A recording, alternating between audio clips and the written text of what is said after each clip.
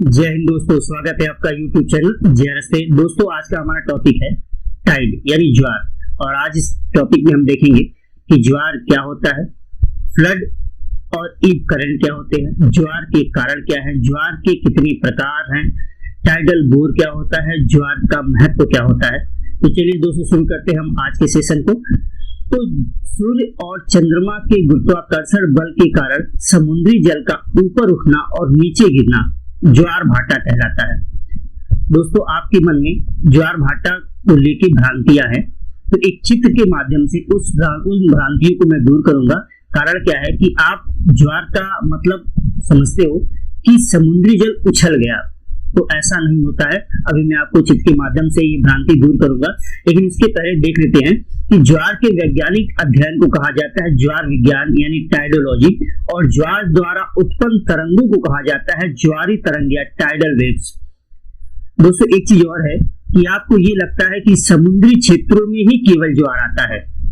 आपके मन में ये भी भ्रांति है कि समुद्री क्षेत्रों में केवल ज्वार आता है, जबकि ऐसा नहीं है। छोटे जलीय क्षेत्रों में भी ज्वार आता है, लेकिन चूंकि समुद्री क्षेत्र बहुत बड़ा होता है और जब समुद्री तल ऊपर उठता है तो 2 मीटर, 4 मीटर, 6 मीटर, 10 मीटर, इस तरह काफी बड़ी ऊंचाई में वो ऊपर उठता है और इसका अनुभव हम कर पाते हैं। जबकि छोटे जलीय क्षेत्रों में भी ज्वार भाटा आता है, लेकिन छोटे जलीय क्षेत्र में जल उठा आधा सेंटीमीटर। अब आधे सेंटीमीटर का हमें अनुभव नहीं हो पाता है, तो हमें लगता है कि छोटे जलीय क्षेत्रों में ज्वार नहीं आता है। तो दोस्तों, छोटे और बड़े दोनों जलीय क्षेत्रों में ज्वार भाटा आता है, बशर्ते अनुभव हम बड़े जलीय क्षेत्रों का ही कर पाते हैं। तो चलिए आगे बढ़ते हैं। ये चित्र देखिए हाई टाइड और लो टाइड का, और अभी अगले चित्र के माध्यम से मैं आपको समझाता हूं। देखिए इस चित्र में आप देख रहे हो कि जल ऊपर चढ़ रहा है और पीछे हट रहा है। तो जब जल स्थल की ओर आ रहा है, ठीक, तो इसे कहा जाता है बहाव। इसे कहा जाता है बहाव, या इसे ही कहते हैं आप बाढ़, या इसे कहते हैं फ्लड। इसे ही कहते हैं फ्लड। कब? जब जल स्थल की ओर आ रहा हो, और जब जल स्थल से दूर जा रहा होता है तो इसे कहा जाता है भाटा या ईब। इसे कहते हैं भाटा या ईब। तो ध्यान रखिएगा, आपको अभी तक ये लगता था कि समुद्र का जल ऊपर उछल जाता है, ऐसा नहीं है। ठीक, जल का स्तर बढ़ रहा है और स्तर घट रहा है, यही है ज्वार भाटा। अब देखिए, हाई टाइड और लो टाइड के बीच का जो स्थान है, हाई टाइड और लो टाइड के बीच का जो रेंज है, इसे ही कहा जाता है टाइडल रेंज। ज्वार के कारण, दोस्तों, ज्वार के 2 कारण होते हैं, एक प्रत्यक्ष कारण और एक अप्रत्यक्ष कारण, यानी डायरेक्ट कॉज और इनडायरेक्ट कॉज। तो सबसे पहले हम देखते हैं डायरेक्ट कॉज को। तो डायरेक्ट कॉज में है, प्रत्यक्ष कारण में है गुरुत्वाकर्षण बल। तो गुरुत्वाकर्षण बल किसका और किसके ऊपर? ध्यान रखिएगा, सन और मून का गुरुत्वाकर्षण बल, सूर्य और चंद्रमा का गुरुत्वाकर्षण बल पृथ्वी के ऊपर। जब सूर्य और चंद्रमा पृथ्वी के ऊपर अपना गुरुत्वाकर्षण बल लगाते हैं, तो उस गुरुत्वाकर्षण बल की वजह से पृथ्वी का जल बाहर की ओर खिंच जाता है, जिसे आप कहते हो ज्वार, जिसे आप कहते हो टाइड। तो किसका बल? सूर्य और चंद्रमा का गुरुत्वाकर्षण बल। ठीक, इस चित्र में देख रहे हो कि सूर्य और चंद्रमा दोनों एक ही साइड में हैं। तो सूर्योन्मुखी और चंद्रोन्मुखी भाग में तो ज्वार आ गया, लेकिन जस्ट उसके अपोजिट भाग में भी टाइड आता है, इस भाग में भी ज्वार आता है। तो इस भाग में ज्वार का कारण क्या है? तो इस भाग में ज्वार क्यों आता है, अभी देखते हैं। फिलहाल अगले चित्र को देखें। देखिए, ये सूर्य है, ये पृथ्वी है और ये चंद्रमा है। अब इधर से सूर्य अपनी ओर गुरुत्वाकर्षण बल लगा रहा है पृथ्वी के ऊपर, और इधर से चंद्रमा अपनी ओर गुरुत्वाकर्षण बल लगा रहा है, जिसकी वजह से सूर्योन्मुखी भाग में भी टाइड आता है और चंद्रोन्मुखी भाग में भी टाइड आता है, ज्वार आता है। अब ध्यान दीजिएगा, सूर्य और चंद्रमा दोनों गुरुत्वाकर्षण बल लगा रहे हैं। अगर आपसे पूछा जाए किसके गुरुत्वाकर्षण बल की तीव्रता अधिक होती है, यानी ग्रेविटेशनल फोर्स की इंटेंसिटी अधिक होती है, तो आपके दिमाग में क्वेश्चन आएगा कि भाई सूर्य बड़ा है किससे? चंद्रमा से। अगर सूर्य चंद्रमा से बड़ा है तो इसका मतलब ये हुआ चंद्रमा छोटा है। अगर सूर्य बड़ा है तो सूर्य के पास गुरुत्वाकर्षण बल भी अधिक होगा और चंद्रमा के पास गुरुत्वाकर्षण बल कम होगा। तो यहां तो देखने में लग रहा है कि सूर्य गुरुत्वाकर्षण बल ज्यादा लगाता होगा, लेकिन ध्यान दीजिएगा कि सूर्य पृथ्वी से अधिक दूर है जबकि चंद्रमा पृथ्वी से ज्यादा नजदीक है सूर्य की तुलना में, जिसकी वजह से सूर्य के गुरुत्वाकर्षण बल की जो इंटेंसिटी होती है, तीव्रता होती है, वो कम होती है, जबकि चंद्रमा के गुरुत्वाकर्षण बल की तीव्रता अधिक हो जाती है क्योंकि चंद्रमा पृथ्वी से ज्यादा नजदीक है। अगर आपसे पूछा जाए सूर्य और चंद्रमा के गुरुत्वाकर्षण बल का अनुपात क्या है, तो सूर्य और चंद्रमा के गुरुत्वाकर्षण बल का अनुपात है 5:11, 5:11, यानी सूर्य 5 बल लगाता है तो चंद्रमा 11 बल लगाती है, यानी सूर्य की तुलना में चंद्रमा पृथ्वी के ऊपर 2 गुने से भी अधिक बल लगाती है। बात क्लियर हो गया? तो यहाँ से क्वेश्चन एग्जाम में आते हैं तो थोड़ा सा आप ध्यान रखेंगे। तो ये तो हो गया डायरेक्ट कॉज, प्रत्यक्ष कारण सूर्य और चंद्रमा द्वारा लगाया गया गुरुत्वाकर्षण बल। लेकिन अभी दूसरी साइड में, इस साइड में भी मैं बात किया हूं आपको, इस साइड में क्यों टाइड आया, क्यों ज्वार आया, जबकि इधर तो गुरुत्वाकर्षण बल नहीं लग रहा है। तो जरा ध्यान दीजिएगा अगले चित्र में। आप जानते हो पृथ्वी के पास एक बल है जिसका नाम है गुरुत्वाकर्षण बल, और उस बल से पृथ्वी सभी चीज को अपने केंद्र की ओर खींचती है। हम हो, आप हो, कोई भी हो, अगर हम पृथ्वी से ऊपर उछलें तो दोबारा हम पृथ्वी पे गिर जाते हैं, बॉल ऊपर फेंकें दोबारा बॉल नीचे गिर जाती है। वो क्यों होता है? क्योंकि पृथ्वी के पास एक बल है जिसका नाम है गुरुत्वाकर्षण बल, जिस बल से वो सभी चीजों को अपने पास खींचती है, अपने केंद्र की ओर खींचती है। लेकिन आप सभी जानते हो कि पृथ्वी अपने अक्ष पे घूमती है। आप देखिए, ये आपकी पृथ्वी है और अपनी जगह पे गोल गोल घूम रही है। अब कोई भी घूमने वाली वस्तु हो, अगर वो अपनी जगह पे गोल गोल घूमेगी तो उसके अंदर एक बल उत्पन्न होगा जिसे आप कहते हो अपकेंद्री बल, सेंट्रीफ्यूगल फोर्स। और ये सेंट्रीफ्यूगल फोर्स क्या होता है? किसी भी वस्तु को केंद्र से दूर धक्का देता है। ये क्या करता है? केंद्र से दूर धक्का देता है। इसका मतलब ये हो गया पृथ्वी पर एक साथ 2 बल काम कर रहे हैं, एक तो गुरुत्वाकर्षण बल और दूसरा अपकेंद्री या सेंट्रीफ्यूगल फोर्स, जिसकी वजह से आप देखिए एक बल पृथ्वी के केंद्र की ओर, गुरुत्वाकर्षण बल पृथ्वी के केंद्र की ओर, और अपकेंद्री बल पृथ्वी से बाहर की ओर काम कर रहा है, और इसी के कारण पृथ्वी का जल बैलेंस बना रहता है। ठीक, लेकिन जरा ध्यान दीजिए, अगर किसी कारण से मान लीजिए इस क्षेत्र का, इस भाग का गुरुत्वाकर्षण बल किसी कारण से कम हो जाए, गुरुत्वाकर्षण बल जैसे ही इस भाग का कम होगा, इस भाग का सेंट्रीफ्यूगल फोर्स, अपकेंद्री बल ज्यादा प्रभावी हो जाएगा। क्योंकि अपकेंद्री बल तो कम और अधिक हो नहीं सकता, क्योंकि पृथ्वी एक ही स्पीड से घूम रही है। अगर पृथ्वी अपनी स्पीड बढ़ाए या घटाए तब अपकेंद्री बल पे प्रभाव पड़ेगा, लेकिन पृथ्वी तो अब एक फिक्स स्पीड से अपने अक्ष के सहारे घूम रही है, तो अपकेंद्री बल तो कम अधिक नहीं होगा, अपकेंद्री बल तो वही रहेगा।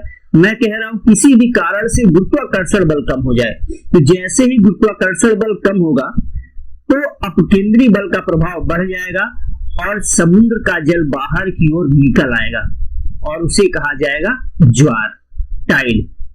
अब ध्यान दीजिए ये काम होता कैसे है, इसको थोड़ा सा टफ है, थोड़ा सा ध्यान दीजिएगा, आसानी से समझ में आ जाएगा, थोड़ा सा ध्यान देंगे। एक वर्ड आता है common centre of gravity, Hindi में इसे कहते हैं उभय गुरुत्व केंद्र, उभय गुरुत्व केंद्र कहा जाता है कॉमन सेंटर ऑफ ग्रेविटी को।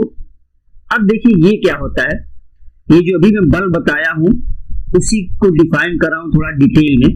अब देखिए ये आपकी पृथ्वी है और पृथ्वी का ये केंद्र है और ये आपका चंद्रमा है और ये चंद्रमा का केंद्र है और ये पृथ्वी और चंद्रमा के केंद्र को मिलाने वाला अक्ष है।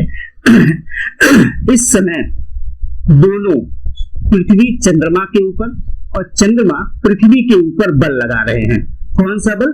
गुरुत्वाकर्षण बल। तो दोनों जब गुरुत्वाकर्षण बल लगा रहे हैं तो दोनों का एक केंद्र होगा जिसे कहा जाता है कॉमन सेंटर ऑफ ग्रेविटी, उभय गुरुत्व केंद्र। अब ये उभय गुरुत्व केंद्र इस लाइन पे, ये जो एक्सिस बनाया हूं मैं, इस लाइन पे ही कहीं होगा। लेकिन इस लाइन पे अगर कहीं होगा तो कहां होगा? तो आप सभी को पता है कि पृथ्वी चंद्रमा से बहुत बड़ा है। तो पृथ्वी और चंद्रमा का जो उभय गुरुत्व केंद्र है वो पृथ्वी के मेंटल वाले भाग में है। ठीक, आप इसे ज्यामिति से आप निकाल भी सकते हो, फिलहाल साइंटिस्ट ने प्रूव कर दिया तो यहां निकालने की जरूरत नहीं है। तो पृथ्वी और चंद्रमा के गुरुत्वाकर्षण बल का उभय गुरुत्व केंद्र जो है वो पृथ्वी के मेंटल वाले भाग में है। मेंटल क्या है? आप जानते हो पृथ्वी को 3 भागों में डिवाइड किया गया, क्रस्ट, मेंटल और कोर। तो मेंटल वाले भाग में ये है। अब देखिए, ये तो हो गया आपका उभय गुरुत्व केंद्र। अब आपको पता है चंद्रमा पृथ्वी के चारों ओर अपने ऑर्बिट पे चक्कर लगाती है। अगर ये चंद्रमा पृथ्वी के चारों ओर चक्कर लगाती है तो क्या उभय गुरुत्व केंद्र यही बना रहेगा कि वो पृथ्वी चंद्रमा के साथ साथ घूमेगा? तो ध्यान रखिएगा, जैसे जैसे चंद्रमा घूमेगा पृथ्वी के चारों ओर वैसे वैसे उभय गुरुत्व केंद्र भी क्या होगा? बदलता जाएगा। यानी हमेशा उभय गुरुत्व केंद्र चंद्रमा की ओर ही मुख किए होगा। हमेशा उभय गुरुत्व केंद्र कहां होगा? चंद्रमा की ओर होगा। जैसे जैसे चंद्रमा चक्कर लगाएगी पृथ्वी की वैसे वैसे उभय गुरुत्व केंद्र भी क्या होता जाएगा? मुड़ता चला जाएगा। ये बात समझ में आ गई उभय गुरुत्व केंद्र की। चलिए आगे बढ़ते हैं और इसी बात को एक बार और ध्यान से समझते हैं। अभी मैं बताया आपको, ये है पृथ्वी का केंद्र, ये है चंद्रमा का केंद्र, दोनों को मिलाने वाली ये हो गई अक्ष। दोनों एक दूसरे पर गुरुत्वाकर्षण बल लगा रहे हैं जिसका कॉमन सेंटर ऑफ ग्रेविटी ये है पृथ्वी के मेंटल वाले भाग में, और कॉमन सेंटर ऑफ ग्रेविटी हमेशा चंद्रमा की ओर ही रहता है, चंद्रमा की ओर मुख किए रहता है। अब देखिए, पृथ्वी का ये सेंटर है और सेंटर से उभय गुरुत्व केंद्र को मिलाने वाली ये जो लाइन है इसे कहा जाता है सेंटर ऑफ ग्रेविटी। ध्यान रखिएगा, क्या कहते हैं? Centre of gravity. Centre of gravity, ध्यान रखिएगा इस बात को। हम यहाँ 2 बात बता रहे हैं। एक तो हो गया आपका पृथ्वी का उभय चंद्रमा और पृथ्वी का उभय गुरुत्व केंद्र, चंद्रमा और पृथ्वी का उभय गुरुत्व केंद्र, और दूसरा पृथ्वी का केंद्र से और उभय गुरुत्व केंद्र को मिलाने वाली ये जो लाइन में बना रहा ब्लू कलर की, ये हो गई सेंटर ऑफ ग्रेविटी। अब ये जो सेंटर ऑफ ग्रेविटी होती है उभय गुरुत्व केंद्र के कारण ये हमेशा उभय गुरुत्व केंद्र की ओर ही झुकी रहती है। अब उभय गुरुत्व केंद्र की ओर झुकने का मतलब ये हुआ कि पृथ्वी के ग्रेविटेशनल फोर्स का, पृथ्वी के गुरुत्वाकर्षण बल का प्रभाव चंद्रमा की ओर ज्यादा रहेगा। ध्यान रखिएगा क्या बोल रहा हूं मैं, सेंटर ऑफ ग्रेविटी का उभय गुरुत्व केंद्र की ओर झुकाव का मतलब क्या हुआ कि पृथ्वी के ग्रेविटेशनल फोर्स का इंटेंसिटी, तीव्रता, प्रभाव इधर ज्यादा रहेगा जिस साइड में चंद्रमा रहेगा। तो इस साइड में ग्रेविटेशनल फोर्स का प्रभाव, गुरुत्वाकर्षण बल का प्रभाव ज्यादा रहेगा, जबकि जस्ट अपोजिट साइड में क्या हो जाएगा भाई, एक ओर अगर प्रभाव बढ़ेगा तो दूसरी ओर प्रभाव क्या होगा, इस साइड में प्रभाव, गुरुत्वाकर्षण बल का प्रभाव कम हो जाएगा। और जैसे ही गुरुत्वाकर्षण बल का प्रभाव कम होगा वैसे ही अपोजिट साइड में सेंट्रीफ्यूगल फोर्स का प्रभाव बढ़ जाएगा और जल क्या होगा, बाहर की ओर निकल आएगा और ये हो जाएगा ज्वार। तो ये ज्वार का कारण हो गया जो कि अप्रत्यक्ष कारण है, इनडायरेक्ट कॉज है। तो ज्वार का डायरेक्ट कॉज है ग्रेविटेशनल फोर्स और इनडायरेक्ट कॉज हो गया सेंट्रीफ्यूगल फोर्स। और इसको आप अच्छे से समझ गए होंगे। अगर कोई दिक्कत हो कमेंट बॉक्स में कमेंट कीजिएगा, इस पे एक और वीडियो बना दूंगा मैं। चलिए आगे बढ़ते हैं। अब आता है ज्वार के प्रकार। दोस्तों ज्वार के ढेर सारे प्रकार होते हैं, तो हम उत्पत्ति के आधार पर ज्वार के प्रकार को देखते हैं। सबसे पहले देखते हैं हाई टाइड, और इसे ही कहा जाता है स्प्रिंग टाइड, हिंदी में इसे कहते हैं उच्च ज्वार। ये देखिए, ये सूर्य है ये चंद्रमा है और ये पृथ्वी। सूर्य चंद्रमा पृथ्वी के इस कंडीशन यानी पोजीशन को देखिए, सूर्य और पृथ्वी के बीच में चंद्रमा है, तीनों रेखीय स्थिति में है। अगर सूर्य और पृथ्वी के बीच में चंद्रमा होता है तो इस पोजीशन को क्या कहते हो आप? अमावस्या। क्या कहते हो आप? अमावस्या। देखिए जो बता रहा हूं, इससे एग्जाम में क्वेश्चन आते हैं, ध्यान से समझिएगा। तो सूर्य और पृथ्वी के बीच में जब चंद्रमा आ जाए तो इसे क्या कहते हैं? अमावस्या यानी न्यू मून।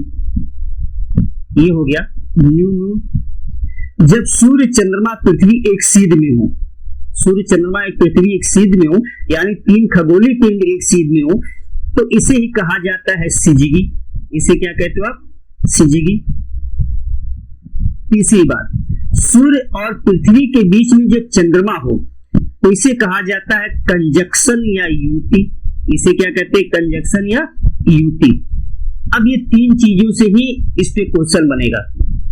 अब देखिए इस कंडीशन में सूर्य पृथ्वी के ऊपर गुरुत्वाकर्षण बल लगा रहा है और चंद्रमा भी पृथ्वी के ऊपर गुरुत्वाकर्षण बल लगा रहा है, जिसकी वजह से दोनों मिलकर पृथ्वी के ऊपर गुरुत्वाकर्षण बल लगा रहे हैं और इनके गुरुत्वाकर्षण बल की तीव्रता क्या होगी? ज्यादा हो जाएगी। जब मिलकर ताकत लगाएंगे तो गुरुत्वाकर्षण बल क्या हो जाएगा?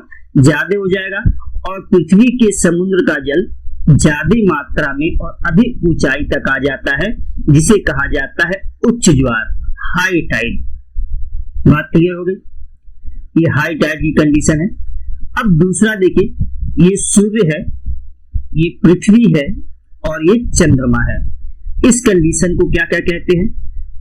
सूर्य और चंद्रमा के बीच में जब पृथ्वी आ जाए, ये रेखीय स्थिति भी है, तो इसे कहा जाता है पूर्णिमा। इसे कहते हैं पूर्णिमा, ठीक, यानी फुल मून। दूसरा, तीनों एक सीध में है तो इसे आप क्या कहोगे? सिजगी। और सूर्य और चंद्रमा के बीच में पृथ्वी आ गई तो इसे कहा जाता है अपोजिशन या वियुति। इसे क्या कहते हैं? अपोजिशन या वियुति।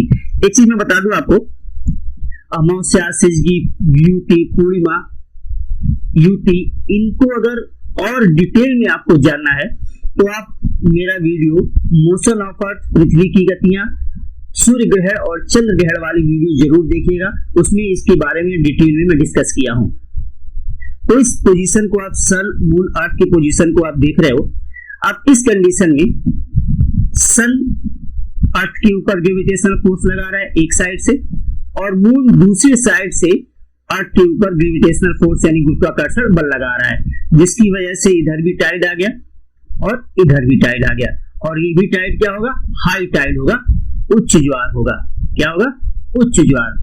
यानी ध्यान रखिएगा, अगर पूछा जाए अमावस्या और पूर्णिमा के समय कौन सा ज्वार आता है तो उच्च ज्वार, हाई टाइड और स्प्रिंग टाइड आता है। दूसरा, पूर्णिमा के समय कैसा ज्वार आता है तो हाई टाइड या स्प्रिंग टाइड आता है। अगर पूछा जाए सिजगी की अवस्था में, सन, मून, अर्थ एक सीध में हो, सिजगी की अवस्था में कैसा ज्वार आएगा तो यहाँ भी हाई टाइड आएगा। अगर युति हो, कंजक्शन हो तो कैसा ज्वार आएगा तो हाई टाइड आएगा, उच्च ज्वार आएगा। अगर वियुति हो तो कैसा ज्वार आएगा तो हाई टाइड आएगा। ये ध्यान रखिएगा। अब आगे बढ़ते हैं लो टाइड की ओर। लो टाइड समझने से पहले चंद्रमा का पृथ्वी के चारों ओर घूमना वो समझ लेते हैं। अब ये देखिए सूर्य है और ये चंद्रमा और ये हमारी पृथ्वी। अब इस कंडीशन को आप कहते हो अमावस्या, इसे आप कहते हो अमावस्या। और जस्ट अपोजिट वाला कंडीशन ये मून है, इसे कहते हो आप पूर्णिमा, इसे आप कहते हो पूर्णिमा।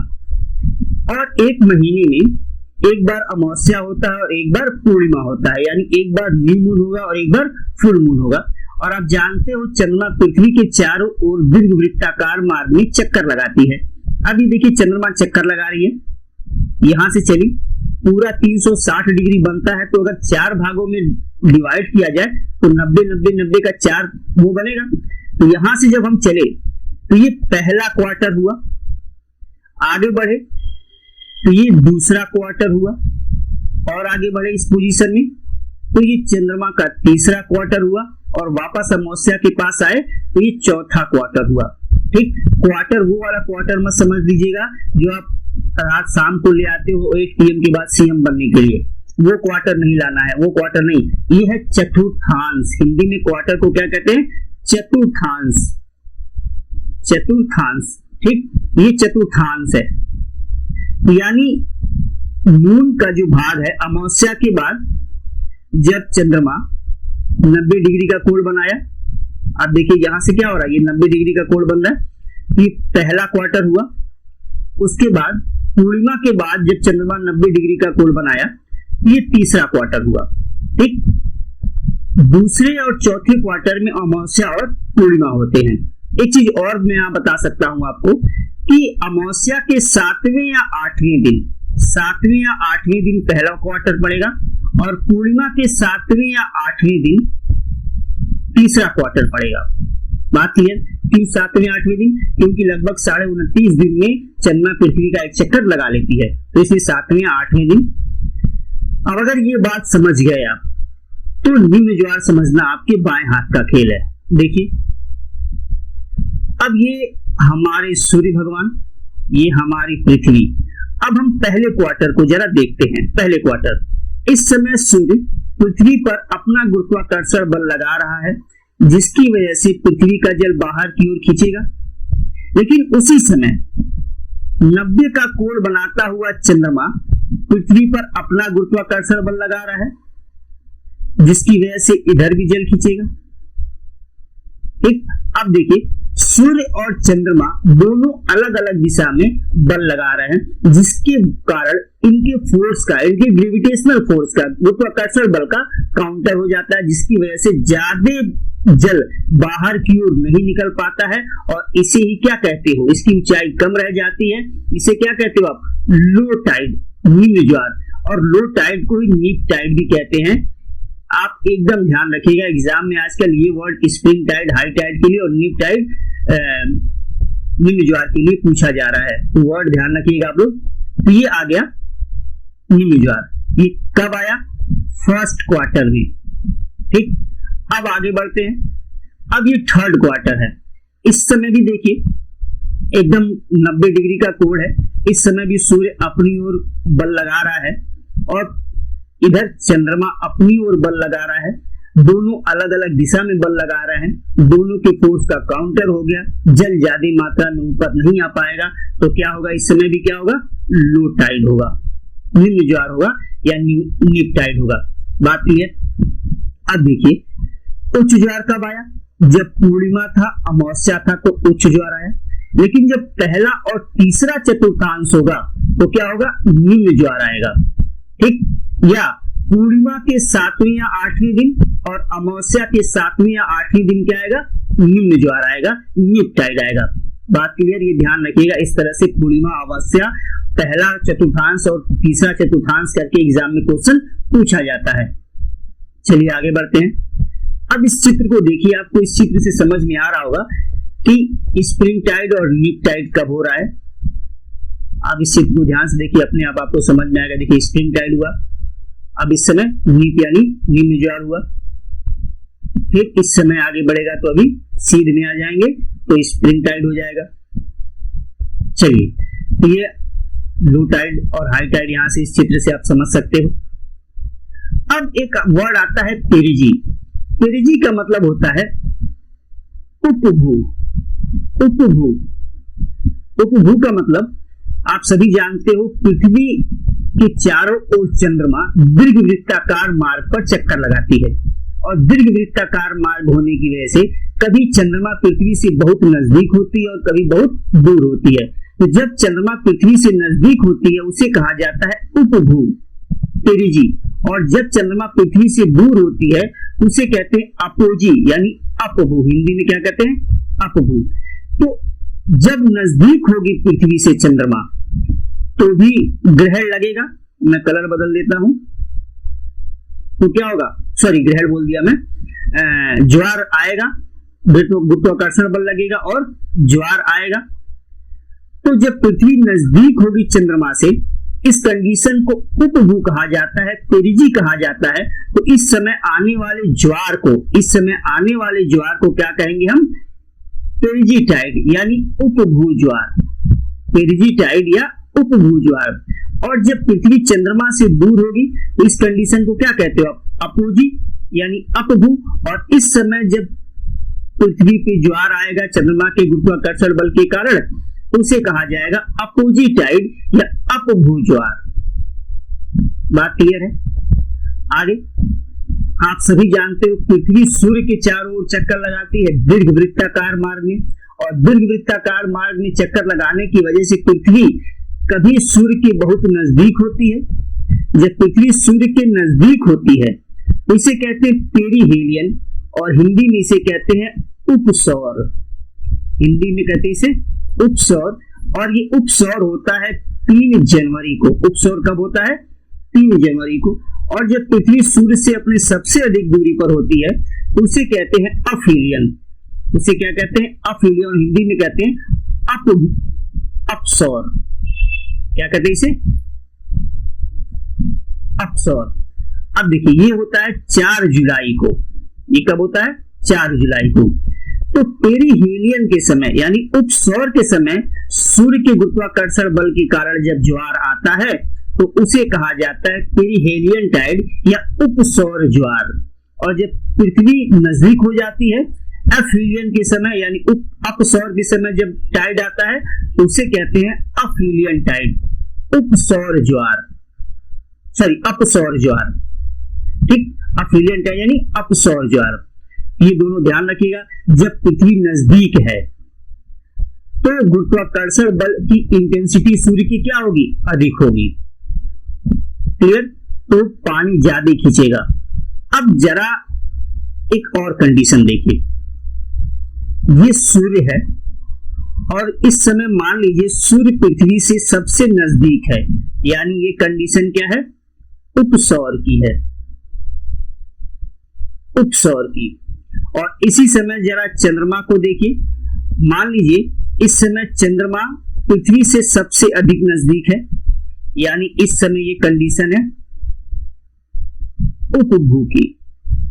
अब आप बताइए कि जब सूर्य चंद्रमा पृथ्वी से उपसौर और उपभू यानी सबसे नजदीक वाले कंडीशन में होंगे तो सूर्य और चंद्रमा के गुरुत्वाकर्षण बल की तीव्रता पृथ्वी के ऊपर बहुत ज्यादा होगी, और जब बहुत ज्यादा होगी तो पृथ्वी का जल बहुत बड़ी मात्रा में और अधिक ऊंचाई तक आएगा।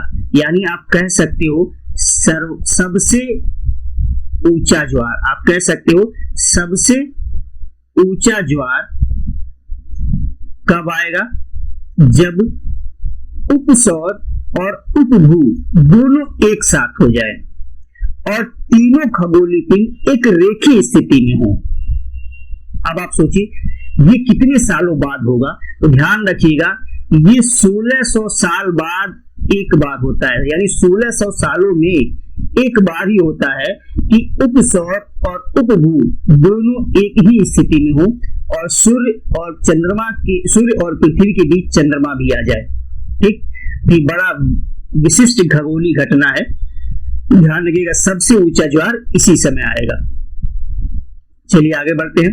अब एक वर्ड आता है टाइडल बोर। टाइडल बोर क्या होता है? देखिए ये नदी है, ये नदी, और हम सभी नदी में गए हैं, देखे हैं। ये नदी का जल आ रहा है, एक ओर से नदी का जल आ रहा है और उसकी दूसरी ओर से ज्वार का ये जल आ रहा है, क्योंकि जानते हो नदी समुद्रों में गिरती है, मोस्टली नदियां समुद्र में गिरती है। तो अब ये ज्वार का जल आ रहा है, इधर नदी का जल, दूसरी ओर से ज्वार का जल, दोनों टकरा गए। तो दोनों जब टकराएंगे तो दीवार सा बन जाता है। आप देखिए इस चित्र में, देखिए इधर से ज्वार का जल आ रहा है, ये जो है ये ज्वार का जल है, और इस साइड से नदी का जल जा रहा है, ये नदी का जल है। दोनों टकराए और ये दीवार सा बन गया। चूंकि ज्वार के जल का प्रभाव ज्यादा होता है तो ये दीवार आगे बढ़ती रहती है, नदी के जल को पीछे ढकेलते हुए क्या होती है, ये आगे बढ़ती है। और इसी दीवार को कहा जाता है टाइडल बोर। और ये बहुत महत्वपूर्ण चीज होती है। अभी आपको आगे इसकी उपयोगिता मैं बताऊंगा। इसे क्या कहते हैं? Tidal bore. चलिए आगे बढ़ते हैं। अब प्रत्येक स्थान 24 घंटे में 2 बार ज्वार का अनुभव करता है। इसको हम अलग अलग करके देखते हैं। सबसे पहले देखिए, ये सूर्य है और ये पृथ्वी। तो सूर्य अपना गुरुत्वाकर्षण बल लगाया पृथ्वी के ऊपर, तो यहां ज्वार आ गया, टाइड आ गया। और आप जानते हो सभी जगह पृथ्वी के सभी पॉइंट, सभी बिंदु एक बार सूर्य के सामने आते हैं दिन में और एक बार रात के सामने आते हैं, रात में चंद्रमा के सामने आते हैं। तो हर पॉइंट एक बार सूर्य के सामने आएगा दिन में और हर पॉइंट एक बार रात में चंद्रमा के सामने आएगा। तो दिन में तो इस जगह पे ज्वार आया सूर्य के गुरुत्वाकर्षण बल के कारण। अब इधर मान लीजिए मून है, तो यही जगह घूम के जब यहां पहुंचा तो चंद्रमा के गुरुत्वाकर्षण बल के कारण यहां ज्वार आ गया। तो आप देखिए गुरुत्वाकर्षण बल के कारण पृथ्वी पर 24 घंटे में 2 बार ज्वार आए कि नहीं आए? एक सूर्य का गुरुत्वाकर्षण बल और एक चंद्रमा का। जरा इसको सेंट्रीफ्यूगल फोर्स के हिसाब से देखिए, अपकेंद्री बल के हिसाब से देखिए। ये सूर्य, ये पृथ्वी। अब देखिए सूर्य गुरुत्वाकर्षण बल लगा रहा है तो इधर ज्वार आया, यहां टाइड आ गया। तो इसके जस्ट अपोजिट साइड में सेंट्रीफ्यूगल फोर्स के कारण, अपकेंद्री बल के कारण, सेंट्रीफ्यूगल फोर्स के कारण, अपकेंद्री बल के कारण ज्वार आएगा। एक ज्वार तो सूर्य के अपोजिट आ गया सेंट्रीफ्यूगल फोर्स के कारण। मान लीजिए यहां चंद्रमा है और ये पृथ्वी है, तो चंद्रमा के गुरुत्वाकर्षण बल के कारण पृथ्वी में यहां ज्वार आया। ठीक, तो जस्ट अपोजिट साइड में सेंट्रीफ्यूगल फोर्स के कारण, अपकेंद्री बल के कारण ज्वार आ जाएगा। यानी कि 2 बार किसी जगह पे, यानी किसी जलीय क्षेत्र में 2 बार गुरुत्वाकर्षण बल की वजह से ज्वार आता है और 2 बार सेंट्रीफ्यूगल यानी अपकेंद्री बल की वजह से ज्वार आता है। बात क्लियर? ये बात आपको समझ में आ गई होगी और ये बड़ा विशिष्ट बात है। यानी आप यूं भी कह सकते हो कि इसी जगह पे 4 ज्वार आ सकते हैं। ठीक, चलिए अब आगे बढ़ते हैं। 2 ज्वार के बीच में 12 घंटे 25 मिनट का अंतर होता है। इसको समझने के लिए जरा एक कॉन्सेप्ट समझते हैं हम लोग। एक वर्ड आता है सौर दिवस और एक वर्ड आता है चंद्र दिवस, यानी सोलर डे और लूनर डे। सबसे पहले हम देखते हैं सोलर डे क्या होता है, यानी सौर दिवस क्या होता है। सौर दिवस, अगर सौर दिवस अगर डिटेल में देखना है आपको तो मुसलमान पर चंद्र ग्रहण और सूर्य ग्रहण का वीडियो जरूर देखिएगा, वहां मैं डिटेल में बात किया हूं सौर दिवस, चंद्र दिवस, नक्षत्र दिवस सबके बारे में। चलिए अब देखिए सबसे पहले सौर दिवस। ये आपके सामने ग्लोब है और ये आप समझ लो आप सूरज हो और सूरज हो इस जगह पे जहां मैं उंगली रखा हूं, यहाँ दोपहर के 12 बज रहे हैं। अब यहाँ दोपहर के 12 बजे ये दोबारा आपके सामने घूम के दोपहर के 12 बजे यानी कुल 24 घंटे में आपके सामने दोबारा आ जाएगी अगर आप सूरज हो तो। ठीक, 24 घंटे में कोई भी जगह एक दोबारा सूर्य के सामने आ जाती है, उसे ही कहा जाता है सौर दिवस। लेकिन एक वर्ड आता है चंद्र दिवस यानी लूनर डे। चंद्र दिवस, ठीक, चंद्र दिवस यानी लूनर डे। यहां जरा ध्यान से समझने की आवश्यकता है आपको। ये हो गया आपकी पृथ्वी अर्थ और ये हो गया चंद्रमा। अब पृथ्वी का ये जगह चंद्रमा के सामने है, एकदम सामने है, और ये जगह इसी जगह पे घूम के कितनी देर में दोबारा वापस आ सकता है? 24 घंटे में। अब ये जगह चंद्रमा से कहता है कि चंद्रमा मामा आप यहीं पे रहिए और मैं दोबारा आपको देखने 24 घंटे बाद यहीं पे मिलूंगा। चंद्रमा से ये कह के और ये चक्कर लगाने चल लेते हैं, ये चक्कर लगाने चल लेते हैं। अब बताइए जब ये चक्कर लगा रहे होंगे तो क्या चंद्रमा यही खड़ा होके उस जगह का इंतजार करेगा कि ये पृथ्वी के चारों ओर जो चंद्रमा चक्कर लगाता है ये भी अपना चक्कर लगाना शुरू कर देगा? आप सोचिए। भाई चंद्रमा तो पृथ्वी की चारों ओर चक्कर लगाता है, तो चंद्रमा भी तो चक्कर लगाएगा। जैसे ही ये आगे बढ़ेंगे अपनी जगह से हटेंगे, वैसे ही चंद्रमा भी क्या होगा, चक्कर लगाना शुरू कर देगा। और जब ये घूम के 24 घंटे में इस जगह पे आएंगे, तब तक चंद्रमा क्या होगा, थोड़ा सा आगे बढ़ जाएगा। अब ये इस जगह पे आए 24 घंटे घूम के और देखे कि चंदा मामा तो यहाँ है ही नहीं, और ये सोची कि मैं चंदा मामा से कहा तो था कि यहीं रुकिएगा, कहाँ गए। तो देख रहे भाई चंदा मामा तो आगे बढ़ गए। अब चंदा मामा के सामने से देखने के लिए इनको क्या करना होगा, थोड़ा सा आगे बढ़ना होगा, इस जगह पे आना होगा भाई, एकदम सामने से देखने के लिए, यानी इस जगह से यहाँ पे आना होगा। तो इतनी दूरी और इनको चलना पड़ेगा, और ये दूरी चलने में समय लग जाता है 50 मिनट का, यानी कुल कितना हो गया, 24 घंटे 50 मिनट। यानी पृथ्वी की कोई भी जगह चंद्रमा के सामने अगर अभी है, तो दोबारा चंद्रमा के सामने आने में 24 घंटे 50 मिनट का समय लगता है। बात क्लियर? क्योंकि चंद्रमा भी अपने ऑर्बिट पे आगे बढ़ जाती है। पृथ्वी की वो जगह 24 घंटे में अपनी जगह पे तो आ जाती है, लेकिन चंद्रमा भी क्या होती है, अपनी ऑर्बिट पे थोड़ा आगे बढ़ जाती है, अपनी कक्षा पे थोड़ा आगे बढ़ जाती है, जिसकी वजह से 50 मिनट का समय एक्स्ट्रा लगता है। अब इसी को हम जरा ज्वार भाटा में समझे तो देखिए ये हमारी पृथ्वी, अब जरा ध्यान दीजिएगा, और पृथ्वी में ये जगह, और ये हमारे चंदा मामा।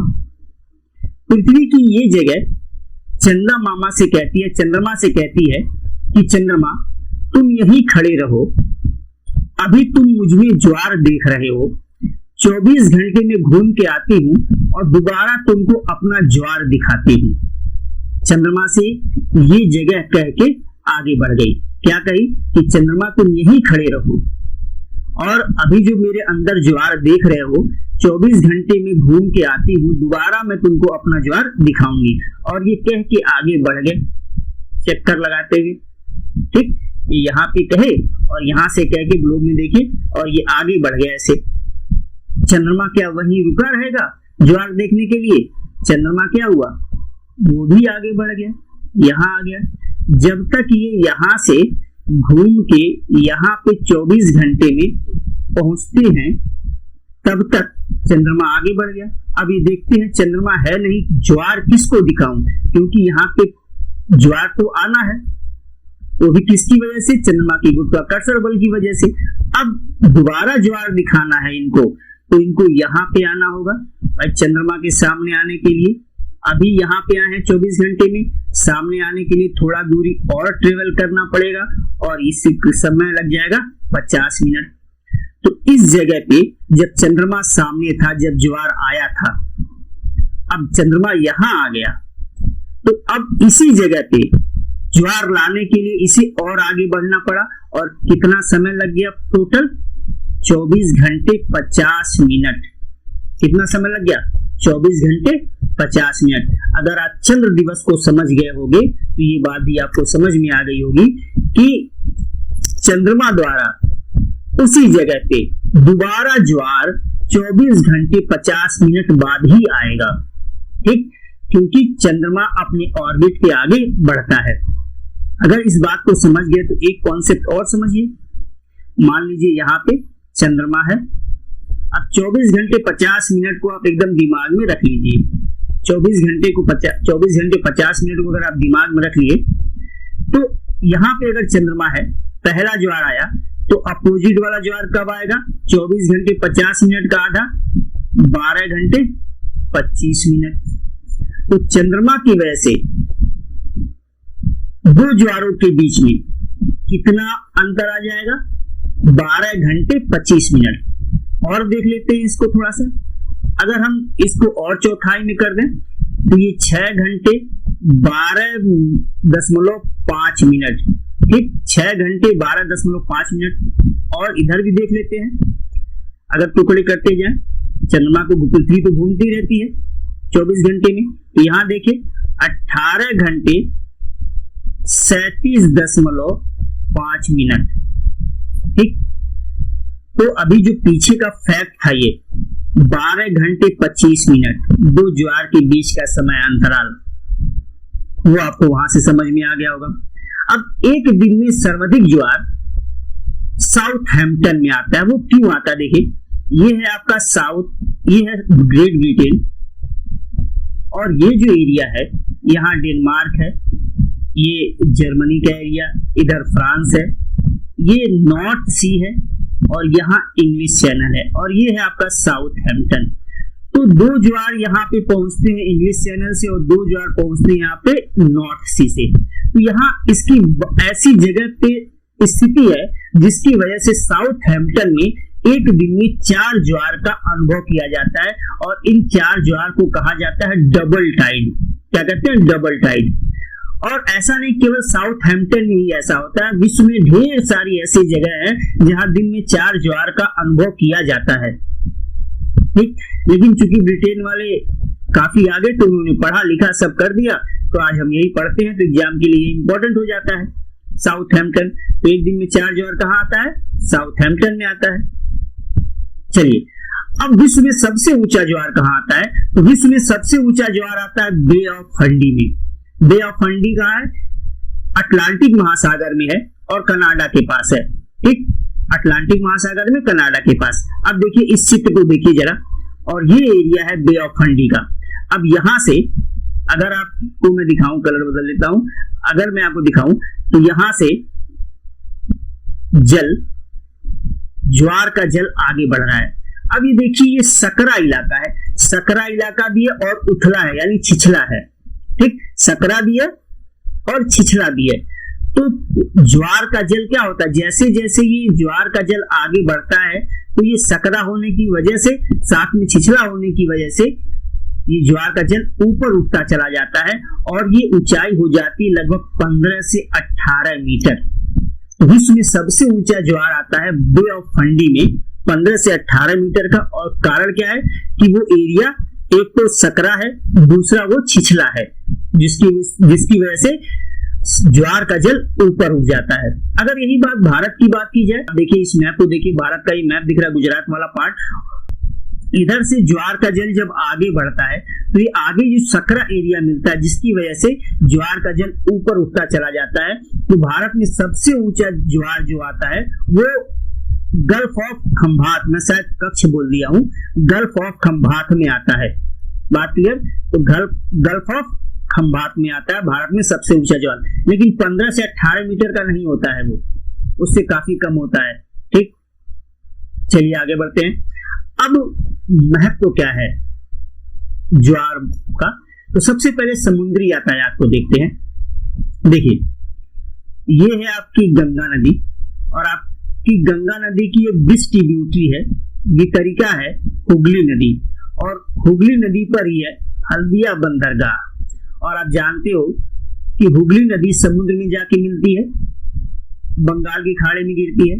इधर से हुगली नदी का जल आ रहा है और इधर से ज्वार का जल आ रहा है, दोनों आपस में टकराए और क्या बना?